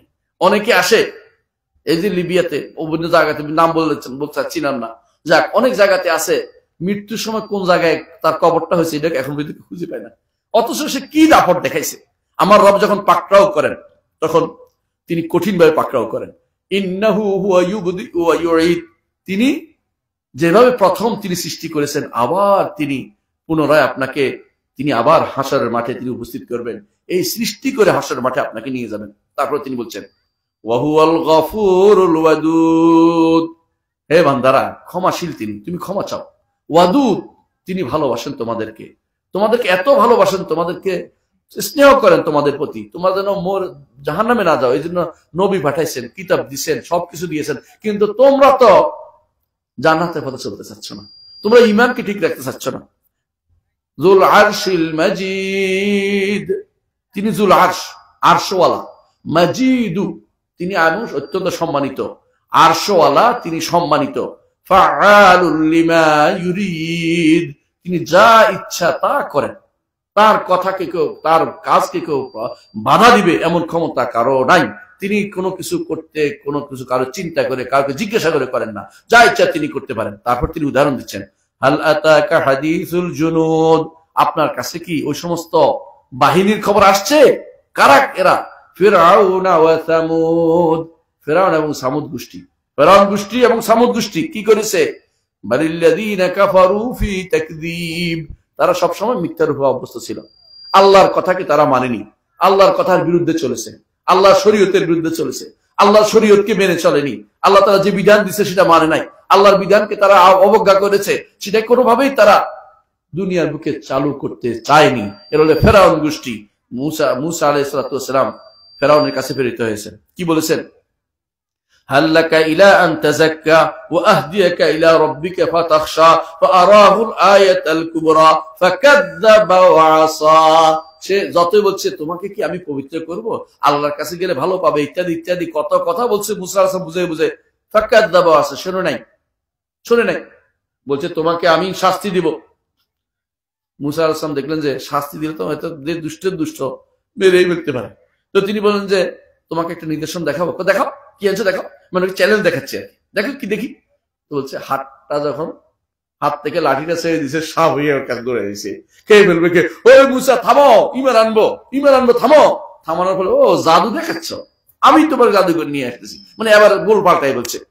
দুনিয়ার বুকে শয়তানগুলো এরকমই, কত ইমানের কথা বলবে, ইমান আনবো, ভালো, অসুস্থ হলে, হ্যাঁ অসুস্থ হলে হুজুরের কাছে, হুজুর এবার একদম ভালো হয়ে যাবো, কিন্তু অসুস্থ থেকে ভালো হয়ে গেছে, এখন হুজুর এটা এবার আরো বেশি ক্যান্ডল হয়ে গেছে, আরো দুষ্ট হয়ে গেছে, এবার আর ইমানের কথা মনে নেই, তার পুরাই ভুলে গেছে। হ্যাঁ, মানুষের চরিত্র এটা, যখন মানুষ বিপদে পড়ে আল্লাহকে খুব ডাকে, যখন এরপরে ভালো হয়ে যায় একদম ভুলে যায়। অনেক মানুষ আমি দেখবেন এমন মানুষ, আল্লাহকে ডাকেন, দোয়া করেন, হুজুর দেশবাসীর কাছে দোয়া চেয়েছে তিনি, অমুক দেশবাসীর কাছে দেশবাসী দোয়া করে আল্লাহকে, আল্লাহ দেন ভালো করে দেন, ভালো করে দেশে আসার পরে দেখি যে ও কত রকমের শয়তানি করতে পারে, সব নিয়ম দেশবাসীর চালাই দিছে। এরকম মানুষের অভাব আছে? অভাব নাই ভাই। এই শয়তানগুলি ঠিকই আছে, শয়তানগুলি শয়তানি করতেছে, কিন্তু আল্লাহ তাআলা ওয়াল্লাহু মিন ওয়ারাইহিম মুহীত, পালিয়ে যাওয়ার কোনো জায়গা নেই। আল্লাহ এদেরকে ঘিরে রেখেছেন বুঝছেন কিনা? আল্লাহর ইলম জানে, আল্লাহ তাআলা কুদরতের ভিতরে আছে, তারা বাইরে যেতে পারবে না, আল্লাহ তাআলার ক্ষমতার ভিতরে তারা আছে। যতই চেষ্টা করো, আপনি যদি বলেন যে পৃথিবীর যে জায়গা আছে, আমরা যদি আরেক জায়গা যাই, আল্লাহ বোধহয় সেটা পাকড়াও করবে, এমন জায়গা আছে নাকি? এমন জায়গা আছে? বলেন মঙ্গল গ্রহে চলে যাই, এটা কার? আমার আল্লাহ। চাঁদে গেলে আমার আল্লাহ। আপনার জায়গার কোনো পালানোর কোনো জায়গা নেই। এই জন্য সলফে সালিহিন এক লোকের কাছে, এক ইমামের কাছে একজন যায়, বলছে আমাকে গুনাহ করার অনুমতি দেন। বলছে ঠিক আছে, গুনাহ করার অনুমতি, আল্লাহ রাজত্ব ছাড়া যেখানে সেখানে গুনাহ কর। আবার চিন্তা করে অনেকক্ষণ পর বলছে আয়েশা, আল্লাহ রাজত্ব ছাড়া আমি কোথায় যাবো, তা আমি গুনাহ করবো কেন? তুমি আল্লাহ রাজত্বে থাকে, আল্লাহ তাআলা তোমাকে জমিন দিয়েছে, তোমাকে স্বাস্থ্য দিয়েছে, তোমাকে সুস্থতা দিয়েছে, তোমাকে নেক সন্তান দিয়েছে, তোমাকে দুনিয়া সব দিয়েছে, আর তুমি আল্লাহর নেয়ামতের বিরুদ্ধে যাইয়া তুমি আল্লাহ অবাধ্য হইবা, তোমাকে কেন অনুমতি দিতে পারি? অনুমতি দিতে পারি এই শর্তে যে তুমি আল্লাহ রাজত্বের বাইরে, আল্লাহর ক্ষমতার বাইরে চলে যাও, সেখানে যায় তুমি আল্লাহ নাফরমানি করো। সেই জায়গা তো আর নাই, সেই জায়গা কোথাও নাই। বলো আল্লাহু মিন ওয়ারাইহিম মুহীত, যেখানে যাও আল্লাহ ঠিকই তোমাকে পাকড়াও করবেন। হাসরের মাঠে আপনি হয়তো চিন্তা করছেন যে কোনা কানাদি যদি থাইকা যায়, আমার মধ্যে আর ধরতে পারবে না, তাই না? দুনিয়ার বুকে যেমন কেউ কেউ পালাই টালাই এদিক সেদিক কোনা কানি থাকে না, ভাই পালাতে পারবেন না। আল্লাহ কোরআনে কারীম বলে দিয়েছেন, কি করছেন? ফেরেশতারা আসবে, আল্লাহ আসবেন, হাসরের মাঠে ফেরেশতারা আসবে। ফেরেশতারা কেন আসবে? ফেরেশতারা এসে চৌপাশ ঘিরে ফেলবেন, একটাও যেন পালাইতে না পারে। লাকাদ আহসাহুম ওয়া আদ্দাহুম আদ্দা ওয়া কুল্লুহুম আতিহি ইয়াউমাল কিয়ামাতি ফারদা। আল্লাহ বলছেন যে গুনে রেখেছি। আমাদের যত মানুষ মনে করে না ভুলে গেছে, ভুলে না, আল্লাহ একটাও ভুলে না। ওমা কানা রাব্বুকা নাসিয়া, দুনিয়ার বুকে যত ফন্ডিতি করেন না কেন, আল্লাহর কথার বিরুদ্ধে নিজে যুক্তি খাটান না কেন, হ্যাঁ, বর্তমানে বড় বড় আল্লামা তৈরি হয়েছে। আমাকে একজন আল্লাহ বলছে, আমি খুব কষ্ট পাই। আমি আল্লামাটা আল্লামা না, আমি আমার ইউনিভার্সিটি একটা ডিগ্রি দিচ্ছি, আমাকে ওটা পছন্দ করে বলতে। এর বাইরে মাওলানা বললে আমি রাগ করি, আল্লাহ বললেও রাগ করি, এবং আমাকে চিন্তাবিদ বললে আমার তাকে মারতে ইচ্ছা করে। আমি চিন্তা করে কিছু করি না, আল্লাহ আমি আল্লাহর বান্দা, এর বাইরে কিছু না। আল্লামা বলা যারা, তারা বেশিরভাগ যায় আল্লাহ বলে অহংকারে। আল্লামা কিসের আল্লামা? আল্লামা কারে বলে? হ্যাঁ, আবু বকর আল্লামা, উমর আল্লামা বলছে কোনোদিন? এরা আল্লামা থেকে নিয়ে আসতো কথায় অমুককে আল্লামা বলো, তুমি কারো এই বন্ধ বলবেন না কোনোদিন। আমরা সবাই আল্লাহর দাস। কি বড় পরিচয়? আল্লাহর দাস। যে যত বড় দাস আল্লাহর তত প্রিয় মানুষ তারা। যত বড় দাস হতে পারবেন আল্লাহর প্রিয় মানুষ হতে পারবেন। মুহাম্মদুর রাসূলুল্লাহ সাল্লাল্লাহু আলাইহি ওয়াসাল্লাম আল্লাহর সবচেয়ে বড় দাস। আল্লাহ নিজে ঘোষণা করছেন, ওয়া আন্নাহু লাম্মা কামা আবদুল্লাহ ইয়াদউহু কাদু ইয়াকুনুনা আলাইহি লিবাদা। আল্লাহর বান্দা, আল্লাহর দাস যখন সালাতে দাঁড়ায় তখন জিনেরা তার উপরে চতুর্দিক থেকে তাকে ঘিরে ধরে থাকে। এইভাবে হাদিস কোরআনে রাসূলুল্লাহ সাল্লাল্লাহু আলাইহি ওয়াসাল্লাম বলেন, ইন্নামা আনা আবদুল্লাহ ওয়া রাসূলু, আমি আল্লাহর দাস এবং তার রাসূল, বার্তা বাহক মাত্র। লা তুগলুন তাতরুনি কামা আতরাতি নাসারা ইবনে মারইয়াম, আমাকে বাড়িয়ে বাড়িয়ে ফাঁপিয়ে ফুলিয়ে বেশি করিও না, কারণ এই কাজটি করেছে নাসারারা। ঈসা ইবনে মারইয়াম ছিলেন আল্লাহর দাস এবং আল্লাহ রাসূল, এনারা বানাই দিয়েছে আল্লাহর ছেলে। নাউযুবিল্লাহ। এই জন্য বাড়াবাড়ি যারা করে তারা ক্ষতিগ্রস্ত করে। ইমামদের কথা বলতে এখন কথায় কথা অমুক আল্লামা। আল্লামাদের বর্তমান অবস্থা কি জানেন? এই আল্লামারা কিছুদিন আগে গান গাইতো, এখন গান গাইতে গাইতে তিনি আল্লামা হয়ে গেছে। আবার এক আল্লামা দেখলাম কদিন আগে, আল্লামা অমুক। তো কি করে তিনি আগে কিছু নাটক করতেন, নাটক। তিনি এখনো নাটক করেন, কিন্তু তার নামের আগে দিয়ে আল্লামা লাগাই দিয়েছে কথাটা। এই জন্য মানুষের নামের আগে আল্লামা লাগানো উচিত না। আল্লামা শব্দের অর্থ হচ্ছে আলিম থেকে, আল্লামা তা আইডিয়া হচ্ছে তাই গালাবা। এলেম এত বেশি তার যে এলেমের পর্যায়ে তার কেউ আসতে পারে না। ইদানি বাংলাদেশে আল্লামা বলা উচিত না। কারে আল্লামা বললেন আপনি? কেন আল্লামা? কোথায় আল্লামা আসলো? তারা আল্লাহ সম্পর্কে জানে না, আল্লাহর দ্বীন সম্পর্কে জানে না, মুহাম্মদুর রাসূলুল্লাহ সাল্লাল্লাহু আলাইহি ওয়াসাল্লামের হক সম্পর্কে জানে না, মুহাম্মদুর রাসূলুল্লাহ সাল্লাল্লাহু আলাইহি ওয়াসাল্লাম সুন্নাহ আদায় করে না। এরা আল্লামা হয়ে গেল কি করে? কোরআন এবং সুন্নাহ সম্পর্কে তারা অজ্ঞ, এরা বলে আল্লামা। এদেরকে আল্লাহ সম্পর্কে জিজ্ঞাসা করলে উত্তর দিতে পারবে না। এরা আকীদা সম্পর্কে জ্ঞান রাখে না, ঈমান সম্পর্কে জ্ঞান রাখে না, আল্লাহর উপর ঈমান কেমনে হবে বলতে দিলে বলতে পারবে না। এই মানুষগুলো আল্লামা। এরা আইন দিয়া না, এরা হামজা দিয়ে আল্লামা, মানে কষ্ট দানকারী মানুষকে। যেটা বললাম, আল্লাহ তাআলা বলছেন ওয়াল্লাহু মিন ওয়ারাইহিম মুহীত। আর আল্লাহ যতই তারা পালাক না কেন, আল্লাহ কিন্তু তাদেরকে ঘিরে রেখেছেন, কেউ পালাইতে পারবে না। হাসরের মাঠ থেকে কেউ কোনো দিকে যেতে পারবে না। ওয়াজা রাব্বুকা ওয়াল মালাকু সাফফান সাফফা। আর ওয়াজা রাব্বুকা ওয়াল মালাকু সাফফান সাফফা, আপনার রব হাসরের মাঠে আসবেন। ওয়াল মালাকু, ফেরেশতারা আসবেন। সাফফান সাফফান, কাতারে কাতারে তারা আসবে, কাতারে কাতারে তারা আসবে। হাসরের মাঠে আসবে এরা, কাতারে কাতারে আসবে ফেরেশতারা। কেন আসবে? চতুর্দিক থেকে ঘিরে থাকবে, কেউ যেতে পারবে না, কোন দিকে পালাতে পারবে না। যে পালা তারে ধরে আইনা জাহান্নামে ফেলে দিবে কাফিরদেরকে। আর ঈমানদারদেরকে কি করবেন? আল্লাহ বলে দিয়েছেন। কি বলেছেন? ঈমানদারদের কি করবেন? আল্লাহ তাআলা তাদেরকে অনেক সম্মানের সাথে সমব্যবহারে জান্নাতের পথে দেখিয়ে দিবেন। এবং ফেরেশতারা তাদেরকে বলবেন যে এইটা তোমাদের বাড়ি, সালামুন আলাইকুম ফাদখুলুহা খালিদিন, তোমাদের জন্য শান্তি, শান্তির আলোয় প্রবেশ করো, চিরস্থায়ী ভাবে জান্নাতে প্রবেশ করো। আর ওদেরকে কি করবেন? ধরে ধরে জাহান্নামে ফেলে দিবেন। কিভাবে? ইউখাযু বিন নাওয়াসি ওয়াল আকদাম, তাদের পা ধরে এবং তাদের কপালের চুটি ধরে এদেরকে জাহান্নামের মাঝখানে ফেলে দিবেন। ফাত্তালা ফারাআ ফি সাওয়াইল জাহিম, কখনো কখনো দুনিয়ার বুকে আপনার বন্ধুদেরকে খুঁজে পাচ্ছেন না, তখন দেখবেন যে ভালো করে তাকায় দেখবেন জাহান্নামের মাঝখানে পড়ে আছে। ওই বন্ধুরা সকাল বিকাল এসে বলতো যে আমরা তোমাদের দায়িত্ব নিলাম, তোমরা আমাদের পথে চলো। ইমানদার ইমানের খোঁজ রাখে নাই, সে মনে করছে এইভাবে যদি পার পেতে পারে। কখনো না কোনো ব্যক্তি পার পাবে না। দুনিয়াতে যা আমল করে আখিরাতে সেটা হিসাব দিতে হবে। কি হিসাব দিতে হবে? ছোটখাটো জিনিস। فَمَنْ يَعْمَلْ مِثْقَالَ ذَرَّةٍ خَيْرًا يَرَهُ وَمَنْ يَعْمَلْ مِثْقَالَ ذَرَّةٍ شَرًّا يَرَهُ, রায় পরিমাণ ভালো আমল হলো সেটাও দেখতে পাবে, আর যদি রায় পরিমাণ খারাপ আমল সেটাও দেখতে পাবে। সেদিন আপনার পালানোর কোনো সুযোগ নাই, লুকানোর কোনো সুযোগ নাই। ওয়াবাদা লাহুম মিনাল্লাহি মা লাম ইয়াকুনু ইয়াহতাসিবুন, সেদিন দুনিয়াতে অনেক কিছু লুকিয়ে করছেন, আখিরাতে কোনো কিছু গোপন থাকবে না, সবকিছু আপনার আল্লাহ তাআলা সব প্রকাশ করে দিবেন। এইজন্য আল্লাহর কাছে গোপন চাইবেন। আল্লাহ, দুনিয়াতে গোপনে গুনাহ করেছি, আখিরাতেও আমার জন্য গোপন করে রাখবেন। মুহাম্মদুর রাসূলুল্লাহ সাল্লাল্লাহু আলাইহি ওয়াসাল্লাম বলেছেন, আল্লাহ তাআলা হাসরের দিন কোন বান্দাকে ডেকে বলবেন, বান্দা এই কাজটি করেছ? বলে করেছি। আল্লাহ, করেছি, উপায় নাই। আল্লাহ বলে, দুনিয়াতেও গোপন রাখছি, এখনো তোমাকে গোপন করে পার করে দেব। আল্লাহু আকবার। দুনিয়াতে গুনাহ করে না এমন ব্যক্তি নাই। শুধু এটা বলবেন, আল্লাহ আমাকে কোন রকম পার করে দিও। এটার হিসাব ইয়াসির, সহজ দেখে পার করে দেয়া, কিছু না বল। ধরলে মানুক সাউদ দেবা, যাকে জিজ্ঞাসা করবে কেন করলা, ওর উপায় নাই, ও শেষ। এই জন্য কেউ যেন আল্লাহর কাছে হিসাব না চায়। আল্লাহ আমাকে হিসাব চাই না, মাপ চাই, আল্লাহ কোনো সহজ পার করে দেন এটা। অথবা চাইবেন, প্রথমে চাইবেন এটা বিনা হিসাবে জানাচ্ছে। আল্লাহ বিনা হিসাবে জান্নাত চায়, কারণ হিসাব নিতে গেলে কোনো ব্যক্তি পার পাবে না, প্রত্যেককে আল্লাহ রহমত দিয়ে পার হইতে হইব। এই জন্য হিসাব যেন না হয়, হিসাব যদি হয়ও কোনোভাবে আল্লাহ যেন দেখে পার করে দেয়, কারণ তিনি সিত্তির।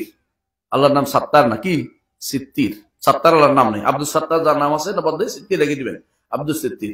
আল্লাহর নাম সিত্তির, তিনি গোপন করেন, তিনি গোপন করেন, দুনিয়াতে গোপন রাখছেন, আখিরাতেও তিনি গোপন করবেন। এবং এইভাবে আল্লাহ তাআলা তিনি ইমানদারদেরকে পার করবেন। ইমানদার এই জন্য সবচেয়ে বড় নেয়ামতের মধ্যে আছে। কিন্তু কাফেরদেরকে কি করবেন? কাফেরদের কি করবেন? তাদেরকে জাহান্নামের মধ্যে ফেলে দিবেন এবং তাদেরকে তাদের অনুসারী দেখাই দেও, তোমরা কার অনুসরণ করতে, ও পিছিয়ে পিছিয়ে যাও, জাহান্নামে চলে যাও। ঈমান নিয়ে কবরে যেতে হবে।